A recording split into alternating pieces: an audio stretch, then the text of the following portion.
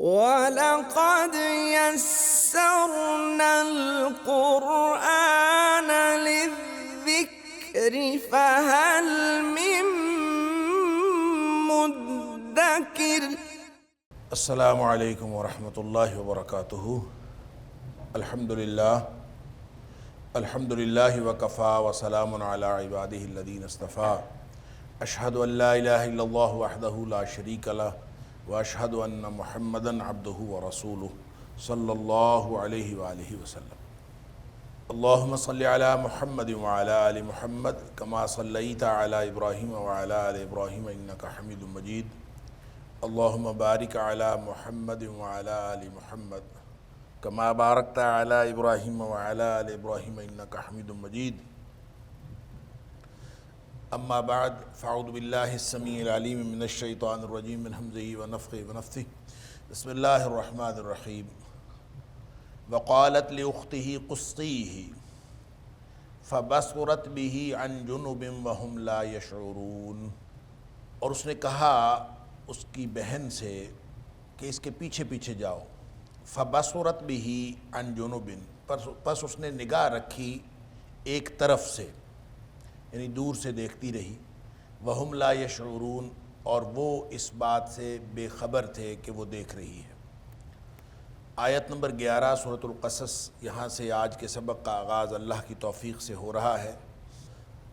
اور جیسا کہ پہلے بات ہو چکی کہ آیت نمبر 7 سے لے کر آیت نمبر 43 تک موسیٰ علیہ السلام اور فرعون کے قصے کے مختلف پہلو اللہ کریم نے یہاں بیان فرمائے ہیں۔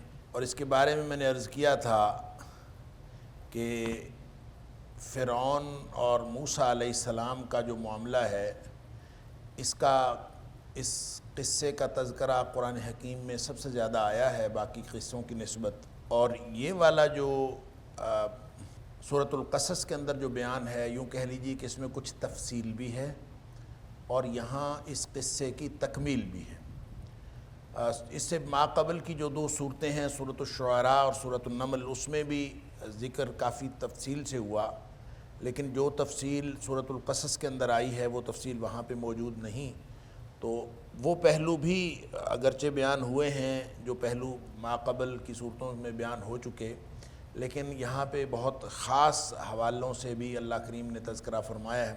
اور اس میں خاص طور پر جو بچپن ہے، آیت نمبر 7 سے 13 تک بچپن کا تذکرہ، پھر آیت نمبر 14 سے 21 تک آپ کا جوانی کا معاملہ، اور پھر جو آپ کے ہاتھوں قتل ہوا وہاں تک کے حالات ہیں، پھر آیت نمبر 22 سے 28 تک مدین کی طرف جو آپ کا سفر ہے اور جو آپ کی ہجرت ہے، اور پھر اسی طرح آیت نمبر 29 سے لے کر آیت نمبر 43 تک جو آپ کو نبوت ملی، اور پھر اس میں جو اللہ تعالیٰ نے کامیابی عطا کی اور فرعون کو غرقاب کیا، اس کا تذکرہ ہے۔ تو گویا اشارے کنائے میں مختلف پہلو اللہ کریم نے یہاں بیان کر دیے ہیں۔ اور یہ بات کئی دفعہ کہی جا چکی کہ اللہ تعالیٰ جب بھی کوئی قصہ بیان فرماتا ہے تو اس کا مطلب کہانی سنانا ہرگز نہیں ہوتا، اس کا مطلب صرف ہدایت کے وہ چند پہلو جو ہمارے لیے ضروری ہوتے ہیں، اللہ کریم انہی کا تذکرہ فرماتا ہے۔ تو آیت نمبر 11 جہاں پہ اپنے سیاق و سباق کے حوالے سے بہت واضح ہے کہ جب بچپن میں، یہ آیت نمبر 7 سے لے کر آیت نمبر 13 تک میں نے عرض کیا تھا کہ یہ آپ کی بچپن کا اور انتہائی، یعنی جب آپ کی پیدائش ہوئی حضرت موسیٰ علیہ السلام کی تو اس کے حالات ہیں۔ تو ان حالات میں جب بنی اسرائیل کے سارے لوگوں کو، سارے بچوں کو قتل کر دیا جاتا تھا، اور ایک روایت کے مطابق کہ چونکہ بنی اسرائیل سے انہوں نے خدمت بھی لینی ہوتی تھی، قوت توڑنے کے لیے بچوں کو قتل کرنے کا پروگرام بنایا تھا، اور پھر جب زیادہ قتل عام ہونے لگا تو ان کو یہ بھی خیال ہوا کہ اگر اس طرح سے ہم بنی اسرائیل کے بچے قتل کرتے رہے تو پھر ہمارے خدمتگار کم ہو جائیں گے، ہم کس سے خدمت لیا کریں گے۔ تو لہٰذا انہوں نے پروگرام پھر یہ بنا لیا کہ 1 سال جو ہیں وہ بچے قتل کیے جائیں گے اور 1 سال بچے قتل نہیں کیے جائیں گے۔ اور اسی طرح سے جو حضرت ہارون علیہ السلام ہیں، حضرت موسیٰ علیہ السلام کے بڑے بھائی، وہ 1 سال ہی بڑے تھے، تو جس سال ان کی پیدائش ہوئی ہے یہ وہ سال تھا جب بچوں کو قتل نہیں کیا جاتا تھا، اس لیے ان کو کوئی خطرہ نہیں تھا۔ اور جب حضرت موسیٰ علیہ السلام کی پیدائش ہوئی ہے تو یہ وہ سال تھا جس سال بچوں کو قتل کیا جاتا تھا، لہٰذا ان کو بہت خطرہ تھا۔ اس خطرے کے پیش نظر والدہ نے یہ ترکیب سوجھی، اور والدہ کو یہ ترکیب بھی سجھائی اللہ کریم نے کہ تم اس پر کوئی فکر نہ کرو، غم نہ کرو، اس کو ایک تابوت میں ڈالا اور دریا میں ڈال دی، اور دریا سے ہوتے ہوئے وہ فرعون کے محل میں چلا گیا، اور یا یوں کہہ لیجئے کہ دریا سے فرعون کے ہرکاروں نے پکڑ لیا، اور پکڑ کے وہ تابوت جا کے فرعون کو پیش کیا، تو اس کو جب کھولا گیا تو اس میں سے ایک بچہ نکلا، اور بچے کو اللہ نے پہلے ہی اتنا خوبصورت بنایا تھا، اور جیسے میں نے عرض کیا کہ اللہ تعالیٰ نے حضرت موسیٰ علیہ السلام کی محبت لوگوں کے دلوں میں ڈالی تھی، تو بچہ ویسے ہی خوبصورت ہوتا ہے، اور پھر بچہ بھی نبوت کا بچپن ہو تو پھر وہ کتنا خوبصورت ہوگا۔ ان کو بہت ہی زیادہ لگاؤ اور محبت پیدا ہو گئی، تو فرعون کی بیوی آسیہ نے کہا کہ ہم اس کو اپنا بچہ بنا لیتے ہیں، اپنے پاس رکھ لیتے ہیں، اس کو قتل نہ کرو۔ تو لا تقتلوہ میں نے عرض کیا تھا کہ یہ جو کہنا ہے لا تقتلوہ، تو اس کا مطلب یہ ہے کہ قتل کا ارادہ ان کا پورا تھا، اور وہ یہ سمجھ بھی چکے تھے کہ یہ بنی اسرائیلی بچہ ہی ہے، اور ساری تفتیش کرنے کے بعد وہ اس کو، اگرچہ ان کو یہ نہیں تھا پتہ کہ یہ کس گھر کا بچہ ہے، لیکن یہ معلوم تھا کہ یہ بچہ بنی اسرائیلی ہے، اور اس کو قتل کر دینے کا ان کا ارادہ پختہ ہو چکا تھا، جس پر پھر فرعون کی بیوی نے کہا کہ اس کو قتل نہ کرو، تو ظاہر ہے کہ شاہی خاندان کا ایک فرمان آ گیا، اور اس پر انہوں نے قتل نہیں کیا، اور اس کو اپنا یعنی انہوں نے بچہ بنانے کا، بیٹا بنانے کا ارادہ کر لیا۔ اب معاملہ یہ تھا کہ جو حضرت موسیٰ علیہ السلام کی والدہ تھیں، وَأَصْبَحَ فُؤَادُ أُمِّ مُوسیٰ فارغا، وہ تو گھبرا کے اس قدر پریشان ہو گئی تھیں کہ اللہ تعالیٰ فرماتا ہے کہ موسیٰ کا جو دل ہے وہ تو فارغ ہو گیا تھا۔ فارغ کا کیا مطلب؟ اس کی تفصیل حضرت ابن عباس رضی اللہ تعالیٰ نے فرمائی، فارغا من کل شیء غیر ذکر موسیٰ، موسیٰ علیہ السلام کے ذکر کے علاوہ وہ کچھ اور کرتا ہی نہیں تھا، سوائے موسیٰ کی یاد کے موسیٰ کو اور کوئی چیز سوجتی ہی نہیں تھی۔ ماں تھی، بے قرار ہو گئی۔ اللہ ان کادت لتبدی بہی، قریب تھا کہ وہ اس کو ظاہر کر دے، یعنی جو راز ہے وہ ظاہر کر دے کہ میرا بچہ ہے، یہ کیوں گیا ہوا ہے۔ لولا ربطنا علی قلبہا، اللہ تعالیٰ فرماتا ہے اگر ہم اس کے دل پر بند نہ باندھتے تو وہ ظاہر کر چکی ہوتی۔ اللہ نے اس کے دل پر بند باندھا لتکون من المؤمنین، اور اس وجہ سے بھی کہ وہ یقین کرنے والوں میں سے ہو جائے کہ اللہ نے اس سے جو وعدہ کیا ہے وہ پورا ہو کے رہے گا۔ وقالت لأختہ قصیہ، اب اس سے پتہ چلتا ہے کہ موسیٰ علیہ السلام کے بڑے بھائی ایک تو ہارون تھے، ایک بہن بھی بڑی تھی، تو بڑی بہن کو کہا کہ تم اس کے پیچھے پیچھے جاؤ، فبصرت بہ عن جنوب، یعنی دیکھتی رہو، اللہ نے وعدہ کیا ہے کہ اس کی حفاظت کرے گا، تو تم اس کے پیچھے پیچھے جاؤ۔ فبصرت بہ، نگاہ رکھی اس نے، عن جنوب، ایک طرف سے۔ اب یہ دور دور سے دیکھتی رہی اور پیچھے گئی۔ اب یہ نہیں کہا تھا، اب ذہن میں رکھے، حضرت موسیٰ علیہ السلام کی والدہ نے اپنی بیٹی سے یہ تفصیل نہیں شیئر کی تھی، اس کو یہ تفصیل نہیں سمجھائی تھی کہ تم نے دور دور سے دیکھنا ہے اور قریب نہیں جانا اور اس طرح سے کرنا ہے اور اس طرح سے کرنا، یہ ساری باتیں نہیں سمجھائی تھی، صرف یہ کہا تھا اس کے پیچھے پیچھے جاؤ۔ باقی بات اس نے خود طے کی تھی کہ میں اگر پیچھے پیچھے واضح اور ظاہر طور پر جاؤں گی تو پتہ چل جائے گا، اور جب پتہ چل جائے گا پھر پیچھے جانے کا فائدہ ہی کوئی نہیں۔ لہٰذا اس سے پتہ چلا کہ یہ دانائی اور یہ سیانت اس نے خود کی تھی، اس کو خود اللہ نے یہ بات سجھائی تھی۔ آپ کسی کو بھیجیں تو وہ مفسرین نے یہاں سے ایک نقطہ نکالا ہے کہ اگر کسی کو کسی کام بھیجنا ہو نا تو کسی دانا کو اور زیرک شخص کو بھیجنا چاہیے۔ بہت سارے لوگ ہیں ہم کو کام بھیجتے ہیں تو وہ آ کے بتاتے ہیں جی یہ وجہ بن گئی، یہ کام نہیں ہو سکا۔ بہت سارے لوگ ایسے ہیں کہ آپ ان کو کام بھیجتے ہیں، جو وجوہات پیش آتی ہیں، جن کا سامنا پیش آتا ہے، وہ ان کو خود ہی مینج کرتے ہیں اور خود مینج کر کے آپ کو کام کی رپورٹ لا کے دیتے ہیں کہ یہ کام ہو گیا۔ اب اگر کوئی کم فہم اور کج فہم بچی ہوتی تو وہ یقیناً واپس آ کے یہ بتاتی کہ وہاں تو فوجی ہیں اور سرکاری ہرکارے جو ہیں وہ دیکھ رہے ہیں، مجھے تو لوگ دیکھ رہے ہیں، میں پیچھے پیچھے نہیں جا سکتی۔ وہ آ کے یہ بہانہ بنا دیتی، اور بہانے ہزار ہوتے ہیں۔ لیکن اس نے کوئی بہانہ نہیں بنا. فبصرت بہ عن جنب, اللہ فرماتا ہے کہا تو اس نے یہ تھا کہ پیچھے پیچھے جاؤ, قصی, اس کا پیچھا کرو, لیکن وہ پیچھا تو اس نے کیا لیکن انتہائی دانائی کے ساتھ, دور دور سے دیکھتی رہی. وہم لا یشعرون, اور کسی کو پتہ نہیں چلنے دیا کہ وہ دیکھ رہی ہے. وہم لا یشعرون, ان کو وہ بالکل بے خبر تھے اس بات سے, ان کو شعور نہیں تھا کہ وہ دیکھ رہی ہے. اس کا مطلب ہے کہ اگر کوئی ملازم, کوئی بچہ, کوئی جس کو بھیجا جا رہا ہے ہرکارہ, وہ ذرا سی عقل رکھتا ہو نا, تو وہ بھیجنے والے کے بہت سارے کام خود ہی کر دیتا ہے, اگر اللہ تعالیٰ نے اس کو تھوڑی سی بھی عقل دی ہو. بہت سارے ملازم ایسے ہیں کہ جن کو کام نہ کرنا ہو تو ان کو کہہ دیا کریں, اور ضرور کوئی نہ کوئی بہانہ آ کے بنائیں. اور پھر ایسے بھی ہمارے ملازم ہیں کہ آپ ان کو کوئی کام کہہ دیں تو کبھی انہوں نے واپس آ کے بہانہ نہیں بنانا, بلکہ ہر صورت میں جتنے بھی درمیان میں رکاوٹیں آئیں گی ان کو مینج کر کے, اور مینج کر کے پھر واپس جب آئیں گے تو آپ کو آ کے کام کی رپورٹ دیں گے, کام ہو گیا. اللہ اکبر. یہ ہر شخص کی اللہ تعالیٰ نے عقل بھی, فہم بھی, اور اس کی جو عملی حکمت ہے وہ بھی مختلف اللہ تعالیٰ نے ہر ایک کو دی ہوتی ہے. تو لگتا یہ ہے کہ وہ بچی جو ہے انتہائی زیرک تھی, جو موسیٰ علیہ السلام کی بہن تھی. تو کہا تو یہ تھا کہ پیچھے پیچھے جاؤ, فبصرت بہ عن جنب, لیکن وہ دور دور سے دیکھتی رہی ایک طرف سے. وہم لا یشعرون, اور پتہ نہیں لگنے دیا کسی کو. وحرمنا علیہ المراضع من قبل. اب اس کا مطلب یہ ہے کہ وہ بچی تو دور دور سے دیکھتی گئی, اور وہاں جا کے جو اس نے منظر دیکھا, یعنی ساری صورتحال ہو گئی, وہ دریا سے تابوت پکڑا گیا, پکڑ کے فرعون کے محل میں چلا گیا, وہاں پہ ایک کوہرام مچا ہوا تھا.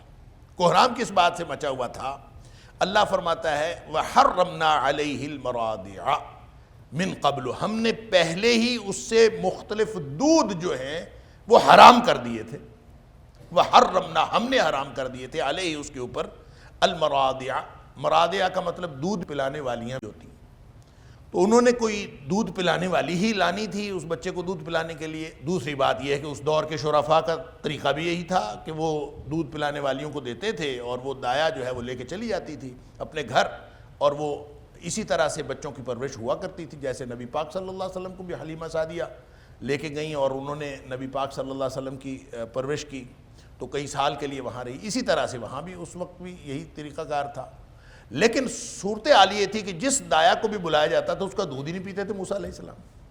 اللہ فرماتا ہے وحرمنا علیہ المراضع من قبل, ہم نے اس سے پہلے ہی اس کو حرام کر دیا تھا. کیا مطلب؟ یہ تقدیر میں ہی لکھا جا چکا تھا, یا پہلے ہی یہ بات طے شدہ تھی کہ کسی اور کا دودھ نہیں پینا. تو موسیٰ علیہ السلام دودھ کسی اور کا پیتے نہیں تھے. آپ یہ بتائیں کہ بالکل نومولود بچہ ہو اور دودھ وہ کسی کا نہ پیے تو وہ کتنی دیر زندہ رہ سکتا ہے, یا کتنے دن زندہ رہ سکتا ہے؟ دودھ ہی تو پینا ہوتا ہے, اور اس کے علاوہ تو اس نے ڈائٹ لینی کوئی نہیں ہوتی. تو اب ظاہر ہے کہ وہ بچہ جس طرح وقت گزرتا جا رہا تھا, اور بچہ دودھ کسی کا پیتا نہیں تھا, پریشانی بڑھتی جا رہی تھی. اور خاص طور پہ وہ جو خاتون تھی فرعون کی بیوی آسیہ, اس کی پریشانی بڑھتی جا رہی تھی, کیونکہ ایک تو اس کے دل میں اللہ نے محبت ڈال دی تھی, پھر اس کو بیٹا بنانا چاہتی تھی, پھر ہر صورت میں وہ چاہتی تھی کہ بچہ کسی صورت اس کو کچھ نہ ہو اور یہ بچہ سروائیو کر جائے. اور دودھ کوئی کسی کا تو دودھ پیے, تو کسی کا دودھ نہیں پی رہے تھے. یہ والا معاملہ اس بچی نے دیکھا تو وہ فقالت, اس نے ساری صورتحال دیکھی تو اس نے آگے ہو کے پھر جب, یعنی پہلے ہی اس نے یہ بات نہیں کر دی, جب پہلے معاملہ سارا ہو گیا پھر بات کی ہے. فقالت, جب اس نے یہ دیکھا کہ وہ کسی کا دودھ نہیں پی رہے, ساری صورتحال دیکھ لی, تو پھر اس نے کہا هل ادلکم علی اہل بیت یکفلونہ, کہ کیا میں تمہیں بتاؤں ایک گھر والوں کا پتہ, یکفلونہ, جو اس کی کفالت کرے, لکم, تمہارے لیے, وہم لہو ناصحون, اور وہ اس کے لیے خیرخواہ بھی ہوں گے. یعنی ایک گھرانہ ہے اور ہے بھی بڑا خیرخواہ اور بڑے اچھے لوگ ہیں, تو وہ اس کو دودھ پلا دیں گے اور اس کی کفالت کر لیں گے. میں پتہ بتاؤں. اب آگے اللہ تعالیٰ نے یہاں کلام محذوف فرما دیا, فرددناہ الی امہ کی تقر عینہا, سبحان اللہ, پھر ہم نے لوٹا دیا اس کو اس کی ماں کی طرف.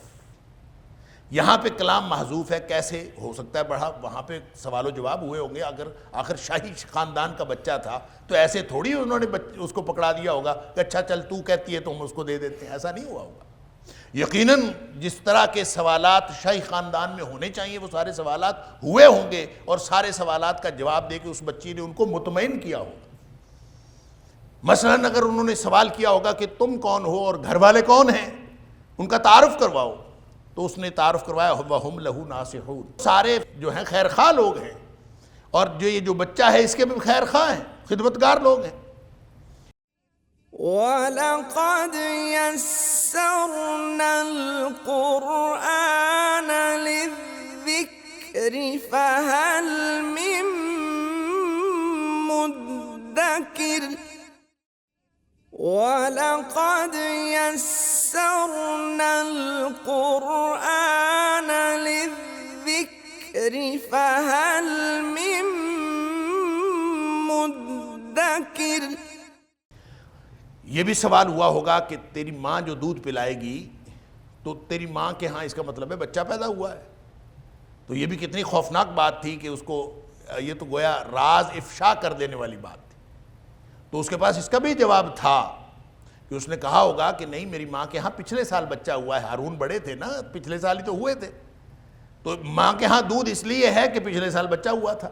اب یعنی سارے سوالوں کا جواب اس بچی نے دیا اور فرعونیوں کو مطمئن کیا، پھر جا کے انہوں نے یہ اس بات کا فیصلہ کیا کہ ٹھیک ہے چلے ہم جو ہے جس گھرانے کا تو پتہ بتا رہی ہے، ظاہر ہے اس نے یہ تو نہیں کہا ہوگا کہ وہ کوئی گھرانہ ہے، اس نے بتایا ہوگا کہ میری ماں ہے، تیری ماں ہے تو پھر تو کون ہے، تیری ماں کون ہے، تیرے گھر والے کون ہیں، اس سارا پتہ بتا دیا۔ ساری تفصیل بتانے کے بعد گویا جو فرعونیوں کے ساتھ مذاکرات ہوئے ہوں گے اس اکیلی بچی نے ان سارے سوالوں کا جواب دیا ہوگا اور جواب دے کے ان کو مطمئن کیا ہوگا۔ پھر جا کے یہ نوبت آئی کہ فَرَدَدْنَاهُ إِلَىٰ أُمِّهِ، کہ ہم نے اس کو اس کی ماں کی طرف واپس لوٹا دیا۔ سبحان اللہ، یعنی وہ ماں کو بلایا، اس نے آ کے فوراً دودھ پینا شروع کر دیا، چھاتی کے ساتھ چمٹ گیا۔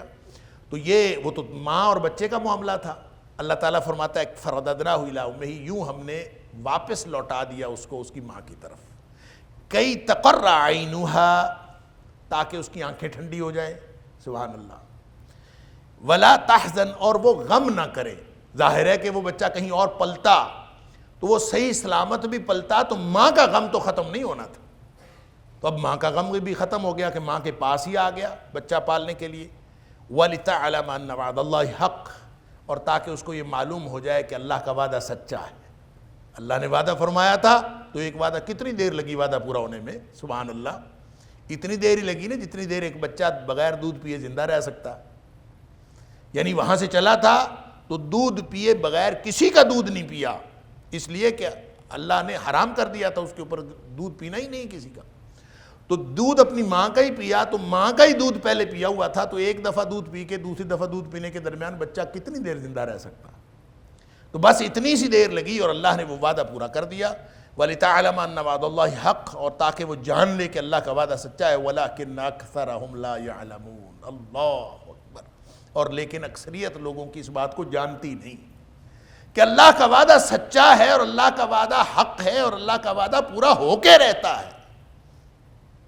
اکثر لوگ جو ہے پریشان ہو جاتے ہیں، اکثر لوگ دعا مانگنے کے بعد اسی وقت جو ہے وہ جلدی میں چاہ رہے ہوتے ہیں کہ دعائیں پتہ نہیں کدھر جاتی ہیں، ہم نے دعائیں مانگی ہیں پتہ نہیں کدھر گئی ہیں۔ اللہ اکبر۔ نبی اکرم صلی اللہ علیہ وآلہ وسلم نے فرمایا کہ اللہ تعالیٰ ایسے بندے کی دعا قبول نہیں کرتا جو جلدی مچاتا ہے۔ اللہ ما لم یستعجل، اللہ تعالیٰ قبول کرتا ہے جو جلدی نہیں مچاتا، اس کی دعا اللہ تعالیٰ قبول فرماتا۔ یعنی آپ دعا کریں اور کس طرح دعا کریں؟ وَأَنْتُمْ مُوقِنُونَ بِالْإِجَابَةِ، کہ تمہارا یقین ہو کہ اللہ تعالیٰ اس کو پورا کر دے گا۔ دعا کے پورا ہونے کے یقین کے ساتھ دعا مانگنی ہے۔ اللہ اکبر۔ اس لیے کہ جو دل ہی غافل ہے اس کی دعا اللہ تعالیٰ قبول نہیں کرتا۔ ان اللہ تعالیٰ لا يقبل عن قلب غافل لاہن، جو لہو و لعب میں مبتلا دل ہے یا غافل ہے اور جس نے کھیل تماشا سمجھا، اس سنجیدگی سے لیتا ہی نہیں اللہ کی دعا۔ دعا اللہ سے کی ہے اور سنجیدگی سے لیتا ہی نہیں، ایسے سمجھتا ہے جیسے میں نے کسی سے مانگا، جیسے میں نے اللہ سے مانگ لیا، نعوذ باللہ من ذالک۔ تو جو اس طرح سے دعا مانگتا ہے اس کی دعا اللہ قبول نہیں کرتا۔ تو یہاں اللہ تعالیٰ نے یہ بات فرمائی کہ وَلَٰكِنَّ أَكْثَرَهُمْ لَا يَعْلَمُونَ، اکثریت لوگوں کی جانتی نہیں اس بات کو، اور لوگ جو ہے پریشان ہو جاتے ہیں، کوئی درمیان میں واقعہ ہو جائے وہ کہتے ہیں دسو جی ساڑھے نال ہی ہونا سے، حد ہو گئی ہے۔ اللہ تعالیٰ فرماتا ہے قرآن میں کہ ہو سکتا ہے کہ تم کسی بات کو اچھا سمجھ رہے ہو اور اللہ تعالیٰ اس نے اس میں تمہارے لیے خیر نہ رکھی ہوئی ہو، وہ تمہارے لیے بری بات ہو، اور ہو سکتا ہے کسی چیز کو تم برا سمجھ رہے ہو اور اللہ تعالیٰ نے اس میں تمہارے لیے بہت ساری بھلائی رکھی ہوئی ہو۔ لہٰذا لوگ جانتے نہیں ہیں اور اس لیے پریشان ہو جاتے ہیں، حالانکہ اللہ کا وعدہ سچا ہے، وہ آج پورا ہو یا کل پورا ہو۔ لوگوں کو اس بات کا نہیں پتہ، اور لوگ اس بات کو جانتے ہیں واللہ یعلم وانتم لا تعلمون، اللہ جانتا ہے تم نہیں جانتے۔ یہاں فرمایا ولکن اکثرهم لا یعلمون، لوگ جانتے نہیں۔ ولما بلغ اشدہ واستوى آتیناہ حکما وعلما، اور جب حضرت موسیٰ علیہ السلام جوانی کو پہنچے، واستوى اور پوری طرح طاقتور ہو گئے، آتیناہ حکما وعلما، ہم نے اس کو قوت فیصلہ عطا کی اور علم عطا فرما دیا۔ وَكَذَلِكَ نَجْزِي الْمُحْسِنِينَ، احسان کرنے والوں کو ہم اسی طرح بدلہ دیتے ہیں۔ اچھا جی، یہاں سے آیت نمبر 13 سے آگے پھر لگتا ہے کہ بہت بڑا ایک گیپ ہے، یہاں بھی بہت ساری گفتگو سکپ کر دی ہے، کہانی سکپ کر دی ہے۔ کیا ہے کہ ظاہر ہے بچہ تھا، اس کے دودھ پینے کا انتظام ہوا، وہ ماں کے ساتھ پاس واپس چلا گیا، ماں اس کو لے کے اپنے گھر چلی گئی۔ اب اس کے بعد ایک دم جوانی کی بات ہے، جب اللہ تعالیٰ نے علم و حکمت عطا کر دی، پوری طرح طاقتور کر دیا، اور پوری طرح طاقتور انسان کب ہوتا ہے؟ اب یہ مختلف مفسرین نے مختلف عمریں لکھی ہیں۔ بعض نے تو لکھا ہے کہ یہ حضرت موسیٰ علیہ السلام کی وہ عمر ہے جب، چونکہ یہاں فرمایا آتینا حکما و علما، کہ ہم نے اس کو علم و حکمت عطا کر دی۔ حکم کا مطلب ہوتا ہے قوت فیصلہ، دو باہم متضاد چیزیں ہوں، باہم ٹکرانے والی اور مخالف چیزیں ہوں، ان میں سے یہ فیصلہ کرنا کہ یہ صحیح ہے اور یہ غلط ہے، اس کو قوت فیصلہ، اس کو حکم کہتے ہیں، یہ حکمت ہے۔ جس کو اللہ تعالیٰ حکمت عطا فرما دے، اس سے بڑی بھلائی اور کیا ہو سکتی؟ جس کو اللہ تعالیٰ یہ عطا فرما دے حق اور باطل کے اندر فرق کیسے کرنا ہے، اس سے بڑی نعمت اللہ تعالیٰ کی اور کون سی ہو سکتی؟ اللہ تعالیٰ نے وہ عطا فرما دی۔ کچھ لوگوں نے اس سے مراد یہ لیا ہے کہ یہ حضرت موسیٰ علیہ السلام کی عمر نبوت ہے، کہ قوت فیصلہ اللہ تعالیٰ نے عطا کر دی، گویا نبوت عطا کر دی، تو اس سے انہوں نے یہ مراد لیا ہے کہ یہ عمر نبوت کی بات ہے، 40 سال۔ بعض نے کہا کہ نہیں، اس سے مراد 33 سال کی عمر ہے، جب ساری صلاحیتیں جو ہیں وہ اپنے عروج کو پہنچتی ہیں، کلائمیکس کو پہنچتی ہیں۔ کسی نے کہا 25 سال، کسی نے کہا نہیں 18 سال کا آدمی جوان ہوتا ہے۔ بات اصل میں یہ ہے کہ اشدہ کا تذکرہ، یہ آیت بعین ہی حضرت یوسف علیہ السلام کے لیے بھی بیان ہوئی ہے سورہ یوسف کے اندر۔ وہاں بھی اللہ تعالیٰ نے فرمایا ولما بلغ اشدہ، لیکن وہاں وستوا نہیں ہے، وستوا کا لفظ نہیں ہے، باقی ساری آیت وہی ہے۔ آیت نمبر 22 ہے سورہ یوسف کی، کہ اللہ تعالیٰ وہاں بھی یہی فرماتا ہے ولما بلغ اشدہ، وہاں وستوا نہیں ہے، آتینا حکما وعلما وکذالک نجزی المحسنین، باقی آیت ساری کی ساری یہی ہے، وستوا کے لفظ کے فرق کے علاوہ ہے۔ اب یہاں موسیٰ علیہ السلام کے بارے میں کہا کہ ان کو اللہ تعالیٰ نے جوانی عطا کی۔ اشدہ جو ہے عام طور پر اس کے مختلف معنی اور مختلف اس کی بیان کی جاتی ہے وجہ کہ اشدہ کیا ہے۔ اصل میں یہ شدت ان کی جمع ہے اشدہ، تو یہ فلما بلغ اشدہ کا مطلب یہ ہے کہ جتنی نعمتیں اللہ تعالیٰ نے دی ہیں، جتنے شدائد انسان کی قوتیں پختہ ہوتی ہیں، جب وہ پختگی کی عمر کو پہنچا کہ ان کی ساری جو صلاحیتیں تھیں وہ پختہ ہو گئیں، ولما بلغ اشدہ، تو وہ ظاہر جوانی ہوتی ہے، اور جوانی وہ ہوتی ہے جب بچہ جو ہے وہ بڑا ہوتا ہے اور بچے کے اوپر جو شرعی احکام ہیں وہ لاگو نہیں ہوتے۔ جب وہ بالغ ہوتا ہے، اسی کو ہم بالغ کہتے ہیں اور عمر بلوغت کہتے ہیں۔ عمر بلوغت میں پہنچتا ہے تو بچہ سمجھدار ہو جاتا ہے، اور سمجھدار ہوتا ہے تو اس کے اوپر سارے شرعی احکام بھی لاگو ہو جاتے ہیں۔ اس وقت جو ہے وہ نئی نسل پیدا کرنے کی صلاحیت بھی اس کو اللہ تعالیٰ عطا فرما دیتا ہے۔ تو گویا جسمانی طور پر بھی اور ذہنی طور پر بھی اس کی قوتیں جو ہیں وہ ساری کی ساری اللہ تعالیٰ نے اس کو عطا فرما دی. تو یہاں فرمایا وَلَمَّا بَلَغَ أَشُدَّهُ، جب اللہ تعالیٰ نے اس کو جوانی عطا فرما دی، یوں کہہ لیجئے جوانی عطا فرما دی.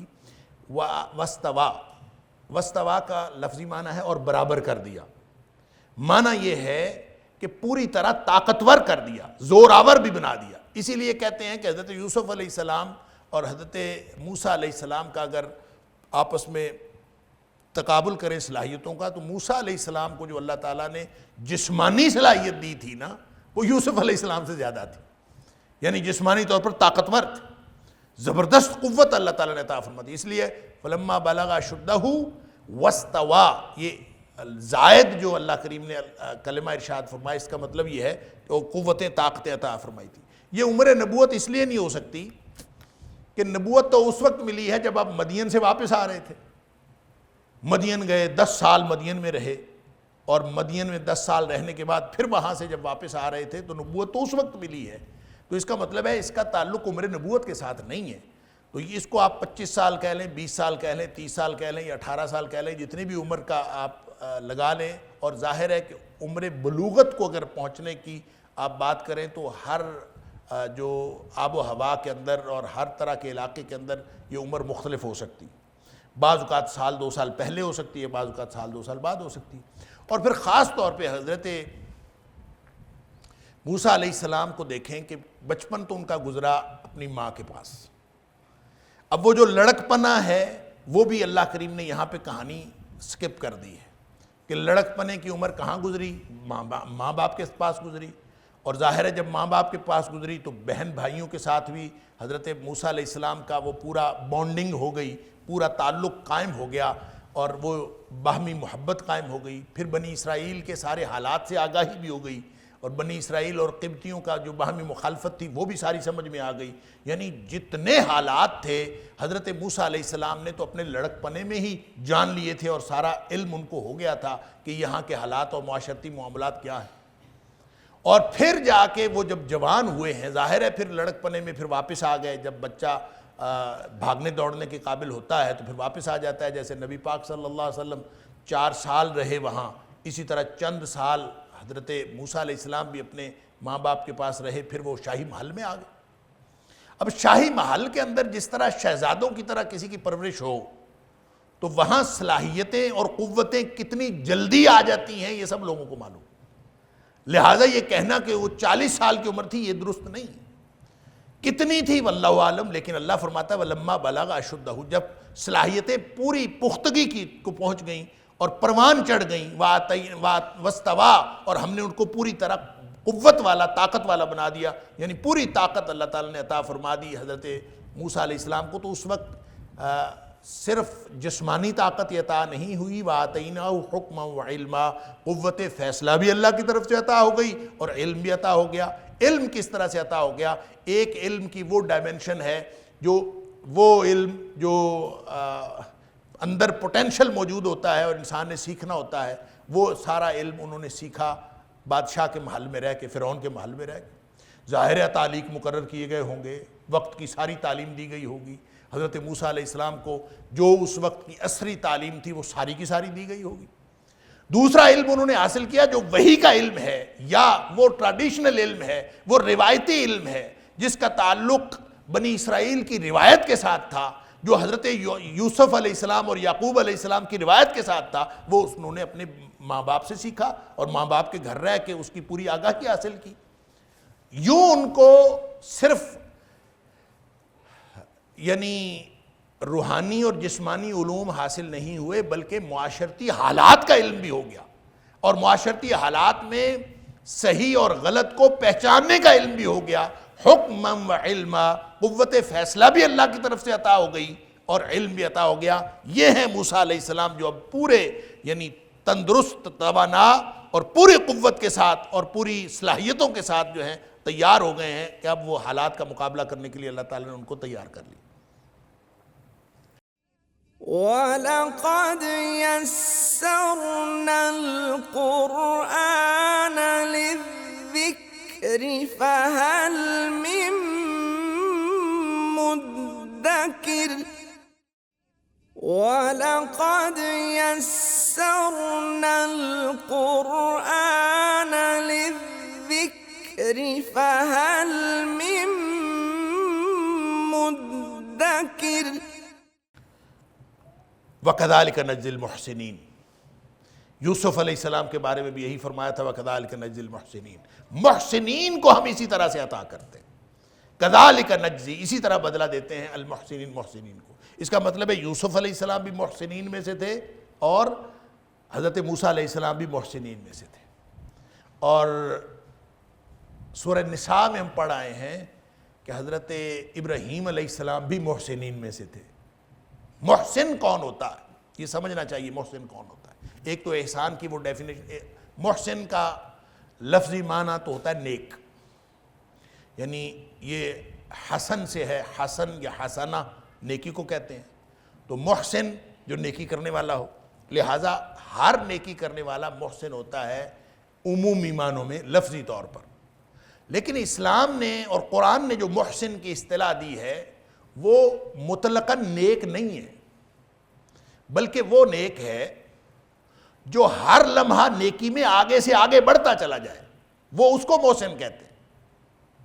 اللہ تعالیٰ نے سورہ نساء کی آیت نمبر غالباً 125 ہے کہ وہاں اللہ کریم نے فرمایا کہ وَمَنْ أَحْسَنُ دِينًا مِمَّنْ أَسْلَمَ وَجْهَهُ لِلَّهِ۔ اس آیت کو پڑھنے سے پہلے وہ ڈیفینیشن نبی پاک صلی اللہ علیہ وسلم کی سن لیجئے جو حدیث جبریل کے اندر آپ نے احسان کی ڈیفینیشن فرمائی، محسنین۔ یہ بات وہاں بھی ہو گئی تھی جب سورہ یوسف کی آیت نمبر 22 ہم نے پڑھی تھی، اور یہ وہاں بھی بات تفصیل سے ہو گئی تھی جب ہم نے سورہ نساء کی آیت نمبر 125 پڑھی تھی۔ میں صرف اس کا خلاصہ عرض کر دیتا ہوں کہ نبی کریم صلی اللہ علیہ وآلہ وسلم نے احسان کی ڈیفینیشن کی جب جبریل علیہ السلام انسانی شکل میں آئے اور انہوں نے آ کے مختلف سوالات نبی پاک صلی اللہ علیہ وسلم سے کیے، تو ایک سوال یہ تھا اخبرنی عن الاحسان، کہ اللہ کے رسول صلی اللہ علیہ وسلم مجھے احسان کے بارے میں بتائیے۔ تو آپ نے پھر احسان کے بارے میں اس کی ڈیفینیشن یہ فرمائی الاحسان ان تعبد اللہ کأنک تراہ فإن لم تکن تراہ فإنہ یراک۔ آپ نے ڈیفینیشن یہ فرمائی کہ احسان یہ ہے کہ تم اللہ کی بندگی اس طرح سے کرو جیسے تم اللہ کو دیکھ رہے ہو، مشاہدہ کر رہے ہو۔ وَإِن لَمْ تَكُنْ تَرَاهُ، اگر تم اس طرح کی کیفیت اپنی نہیں پیدا کر سکتے کہ تم اللہ کو دیکھ رہے ہو، فَإِنَّهُ يَرَاكَ، تو کم از کم یہ کیفیت تو پیدا کرو کہ اللہ تمہیں دیکھ رہا ہے۔ اب ظاہر ہے کہ اگر انسان یہ کیفیت پیدا کر لے ہر لمحہ کہ میرا اللہ مجھے دیکھ رہا ہے، یہ دوسرے نمبر کی بات۔ پہلے نمبر کی بات ہے کہ میں اللہ کو دیکھ رہا ہوں، میں اللہ کو مشاہدہ کر رہا ہوں۔ اور یہ میں ہمیشہ یہ بات عرض کیا کرتا ہوں کہ اللہ کو دیکھ رہا ہوں، یہ احسان کی ڈیفینیشن نبی پاک صلی اللہ علیہ وسلم نے فرمائی ہے اور صحیح حدیث ہے۔ اور اللہ کو دیکھا جانا ممکن ہے؟ اس کو تو دنیا میں دیکھا جانا ممکن نہیں ہے۔ لا تدرکہ الابصار وہو یدرک الابصار، اس کو آنکھیں نہیں دیکھ سکتی، وہ آنکھوں کو پا سکتا ہے۔ دنیا میں اللہ نے کسی کی آنکھوں کے اندر وہ صلاحیت ہی نہیں رکھی کہ جو دیکھ سکے۔ اور نبی پاک صلی اللہ علیہ وسلم نے فرمایا کہ اللہ کا جو حجاب ہے وہ بھی نور ہے، یعنی اللہ تعالیٰ، حجاب سے مراد اللہ تعالیٰ کے جو اللہ کو دیکھنا چاہے تو اللہ تعالیٰ کی ذات اور ہمارے درمیان میں جو حجاب ہے وہ بھی نور ہے، نور ہوتی ہے روشنی۔ تو آپ اگر دیکھنا چاہیں تو آپ کو اللہ کا حجاب بھی نظر آئے گا تو نور نظر آئے گا نا۔ تو اسی طرح نبی پاک صلی اللہ علیہ وسلم سے کسی نے پوچھا تھا کہ آپ نے اللہ تعالیٰ کو دیکھا ہوا ہے؟ نبی پاک صلی اللہ علیہ وسلم فرمایا نور انا راہ، اللہ تو نور ہے، اس کا حجاب بھی نور ہے، میں اس کو کیسے دیکھ سکتا ہوں؟ تو یہ دنیا کی آنکھیں اگر ہم اس کو نور کی طرف، یہ جو چھوٹا سا بلب یہ لگا ہوتا ہے، یہ چھوٹے چھوٹے بلب لگے ہوئے، آپ ان کی طرف آنکھیں ذرا کھول کے دیکھیں تو صحیح،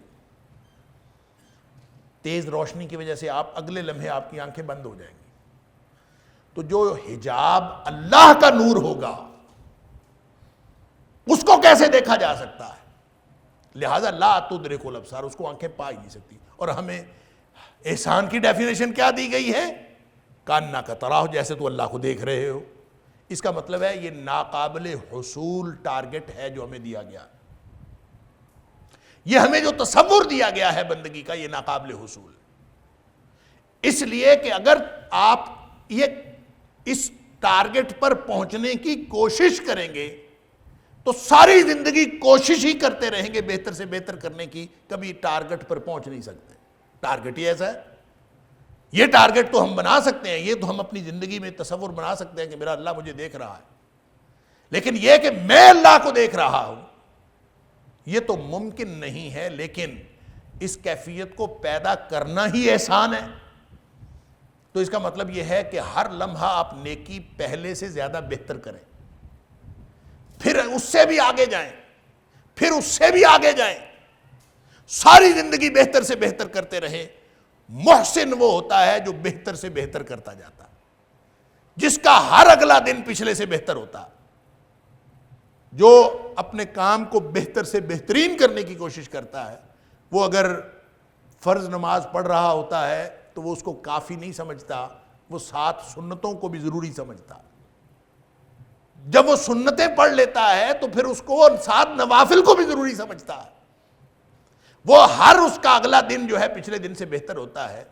اور محسن وہ ہوتا ہے جس کی نگاہ صرف واجبات پہ نہیں ہوتی، وہ نوافل، سنتیں، مستحب چیزیں، وہ آگے سے آگے بڑھتا جاتا ہے، آگے سے آگے، وہ محسن ہوتا ہے۔ اور جب آگے سے آگے بڑھنے والا کوئی ہو تو پھر اللہ تعالیٰ اسی طرح جزا دیتا ہے، کذالک نجزی المحسنین۔ اور وہ جو سسٹم ہے کہ آپ آگے سے آگے بڑھتے جائیں تو یہ منزل دنیا میں تو آنی نہیں۔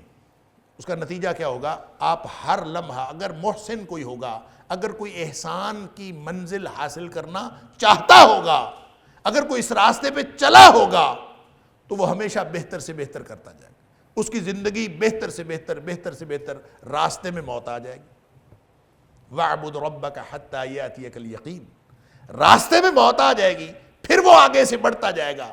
اور پھر اس کے بعد کیا ہے؟ اس میں عالم برزخ ہے، پھر عالم آخرت ہے، پھر حساب کتاب ہے، پھر جنت دوزخ ہے۔ اللہ تعالیٰ ہم سب کو جنت الفردوس عطا فرمائے۔ جب جنت میں چلے گئے تو وہاں سسٹم مکمل ہو گیا، نظام مکمل ہو گیا۔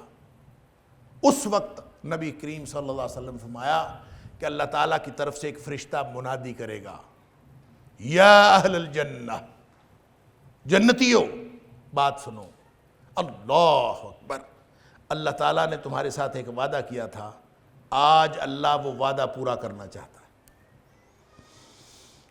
جنتی حیران رہ جائیں گے کہ یا اللہ تو نے ہمیں جہنم سے آزاد کر دیا، ہمیں عذابوں سے بچا لیا، جنت عطا فرما دی، اتنی نعمتیں عطا فرما دی، کون سا وعدہ باقی رہ گیا؟ ابھی وہ باتیں کر رہے ہوں گے کہ اللہ تعالیٰ اپنا حجاب ہٹا دے گا، اپنا حجاب ہٹا کے پھر اللہ تعالیٰ اپنا دیدار کروائے گا جنتیوں۔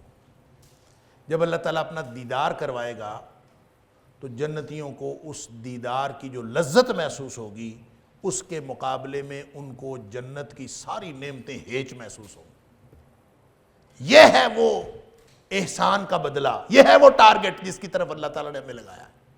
الاحسان ان تعبد اللہ کانک تراہ، کیفیت پیدا کرو کہ تم اللہ کو دیکھ رہے ہو۔ دیکھا جانا یہاں ممکن نہیں ہے، دیکھو گے تم جنت میں جا کے اللہ کو، لیکن کیفیتیں پیدا کرو۔ جب پیدا کرو گے، دیکھیں جس چیز کا حصول ہو جاتا ہے، جو چیز حاصل ہو جاتی ہے نا، اس کے بعد تو اگلے لمحے اس کا ڈاؤن فال شروع ہو جاتا ہے۔ جو چیز ناقابل حصول ہوتی ہے اسی میں انسان آگے سے آگے، آگے سے آگے، آگے سے آگے بڑھتا چلا جاتا ہے۔ موت راستے میں آتی ہے، یہ ٹارگٹ دنیا میں حاصل نہیں ہو سکتا، موت راستے میں آ جاتی ہے۔ محسن وہ ہوتا ہے جو ہر لمحہ آگے سے آگے بڑھتا جاتا ہے۔ اب آپ سورہ نساء کی آیت نمبر 125 کو پڑھ لیجئے، آپ کو بات سمجھ میں آ جائے گی۔ اللہ تعالیٰ نے فرمایا وَمَنْ أَحْسَنُ دِينًا مِمَّنْ أَسْلَمَ وَجْهَهُ لِلَّهِ۔ ہم دین کس کو کہتے ہیں؟ ہم دین کہتے ہیں 5 وقت نماز پڑھنے کو، ہم دین کہتے ہیں سال بعد روزہ رکھ لینے کو، ہم دین کس کو کہتے ہیں؟ چند جو ریچولز ہیں ادا کر لینے کو۔ اللہ نے فرمایا اس سے اچھا دین کس کا ہوگا؟ وَمَنْ أَحْسَنُ دِينًا، اس سے اچھا دین کس کا ہوگا؟ مِمَّنْ أَسْلَمَ وَجْهَهُ لِلَّهِ، جس نے اپنا آپ، اپنا سب کچھ اس نے اللہ کے لیے قربان کر دیا، اللہ کے سپرد کر دیا۔ ممن اسلم وجہہ للہ، اس نے اپنی ذات اللہ کے سپرد کر دی۔ وہو محسن، وہی محسن ہے۔ اللہ تعالیٰ نے ڈیفینیشن فرمائی، وہی محسن ہے۔